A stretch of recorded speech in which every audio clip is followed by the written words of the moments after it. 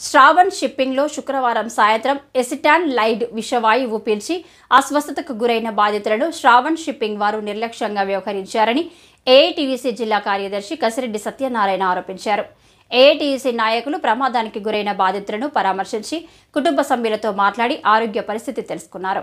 ఈ సందర్భంగా ఏఐటీయూసీ జిల్లా కార్యదర్శి కసిరెడ్డి సత్యనారాయణ మాట్లాడుతూ శుక్రవారం సాయంత్రం శ్రావణ్ షిప్పింగ్లో ఎసిటాన్ లైడ్ విషవాయువు కార్మికులు పీల్చి ప్రమాదానికి గురయ్యారని, వారిని ప్రథమ చికిత్స కోసం సింహగిరి హాస్పిటల్ తరలించారని జిల్లా కలెక్టర్, జిల్లా పోలీస్ కమిషనర్, జిల్లా యంత్రాంగం స్పందించి మెరుగైన వైద్యం కోసం కిమ్స్ ఐకాన్ హాస్పిటల్కి తరలించారు. కానీ 20 గంటలు గడుస్తున్నా కంపెనీ యాజమాన్యం, కుటుంబ సభ్యులు కలిసి భరోసా ఇవ్వలేదని, కనీసం యాజమాన్యం వచ్చి కార్మికుల పరిస్థితిని అడిగి తెలుసుకోలేదని, దీనివల్ల కుటుంబ సభ్యులు ఆందోళన చెందుతున్నారని అన్నారు.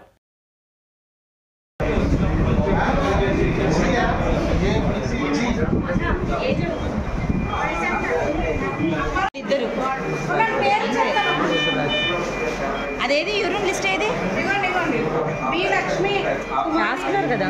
బి లక్ష్మి, బి కుమారి, జి రాము, జి లత అండి.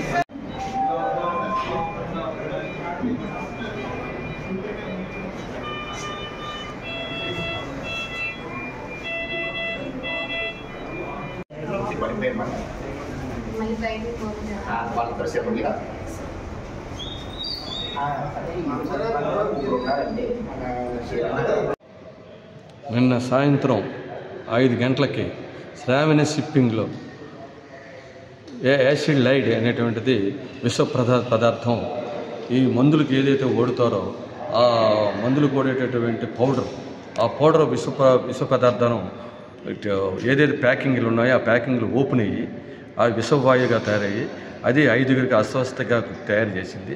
ఈ 5గురిని ఇమ్మీడియట్లీగా సింహగిరి హాస్పిటల్కి తీసుకెళ్ళడం జరిగింది.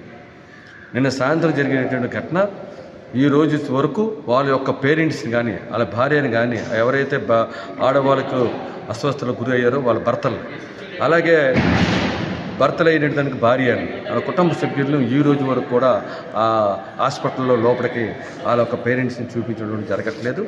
రెండవది, రాత్రి 11:45 ఎస్పీ, కలెక్టర్ గారు స్పందించిన తర్వాతే లోపల ఉన్నటువంటి సింహగిరి హాస్పిటల్ తీసుకుని పోయారు.